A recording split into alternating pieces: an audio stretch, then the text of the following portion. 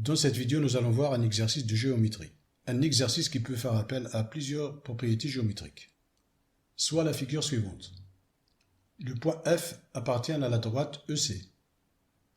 Le point A appartient à la droite CD. La droite BF est perpendiculaire à la droite CD.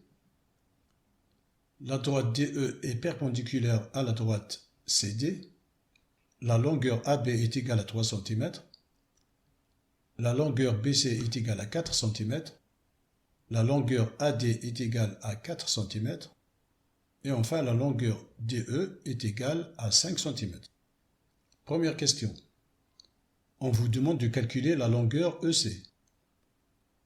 Question 2. On vous demande de calculer la longueur AF. Mettez la vidéo sur pause et essayez de chercher avant d'afficher la réponse. C'est parti pour la correction. Voici la réponse à la première question. D'après l'énoncé, la droite BF est perpendiculaire à la droite CD. Donc le triangle ABC est rectangle A. On peut donc appliquer le théorème de Pythagore à ce triangle pour calculer la longueur AC. On a donc BC au carré est égal à AB au carré plus AC au carré. On remplace BC par sa valeur, qui est 4. Donc 4 au carré est égal à A au carré. On remplace AC par A, plus 3 au carré. AB est égal à 3. On a donc A égale racine carrée de 4 carré moins 3 au carré. Ce qui est égal à racine carrée de 16 moins 9. Donc A est égal à racine carrée de 7. D'après l'énoncé, la droite DE est perpendiculaire à la droite CD. Donc on a le triangle DCE et rectangle en D. On peut donc appliquer Pythagore à ce triangle pour calculer la longueur EC. On aura donc EC au carré est égal à DC au carré plus DE au carré. EC est égal à C, donc on a C au carré, qui est égal à DE, on remplace par 5, donc 5 au carré, plus 4 plus A, le tout au carré. DC est égal à 4 plus A. A, c'est racine carrée de 7. Donc C carré est égal à 25 plus 4 plus racine carrée de 7, le tout au carré. On a donc C égale à racine carrée de 25 plus 4 plus racine carrée de 7, le tout au carré. Et après avoir développé cette expression, on aura C est égal à 48 plus 8 racine carrée de 7.